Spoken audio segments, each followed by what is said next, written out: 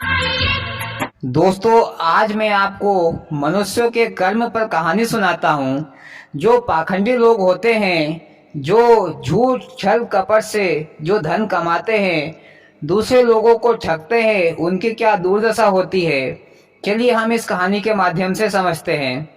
एक बार भगवान रामचंद्र जी अपने चारों भाइयों सहित गुरु वशिष्ठ जी के साथ पुण्य पर्व के समय पर सरयू नदी में स्नान करने जा रहे थे। जब वे सभी सरयू नदी के निकट पहुंचे तो श्री रामचंद्र जी ने एक कुत्ते को देखा कि वह कुत्ता अपनी पीड़ा से पीड़ित होकर सरयू नदी के पानी में अपने चारों पैरों को पीट रहा है, क्योंकि उसके शरीर पर बहुत से घाव है जिसमें बड़े बड़े कीड़े उसका मांस खा रहे हैं, लेकिन वह चाहकर भी उन कीड़ों को नहीं भगा पा रहा है।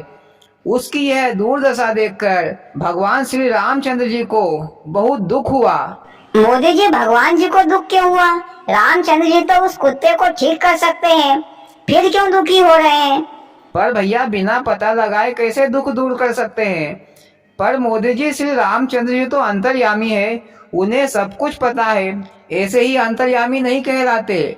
हाँ भैया, पर नीति नियमों के साथ ही चलना पड़ेगा।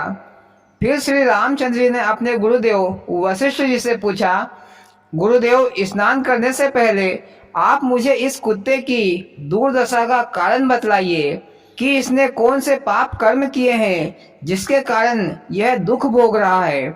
भगवान के प्रश्न को सुनकर गुरु वशिष्ठ जी ने कहा, हे राम, यह कुत्ता पहले जन्म में एक साधु था। मोदी जी, साधुओं का क्या ऐसा हाल होता है? मैं तो फिर कभी भी साधु नहीं बनूंगा। अरे भैया, पहले पूरी बात तो सुन लो, बीच में आधी रोटी लेकर क्यों दौड़ पड़े हो? मोदी जी, फिर क्या हुआ? और इसके तन बदन में जो कीड़े पड़े हैं, ये सभी इसके चेले चपेटे हैं। जब ये साधु था तो अपने चेले चपेटों से खूब झूठ बोलकर धन कमाता था, अपने चेले चपेटों को छल कपट झूठ से ठगता था। जब यह साधु मर गया तो सीधे नरक में गया, और इस साधु के चेले चपेटे भी नरक में गए, क्योंकि इसके चेले चपेटे भी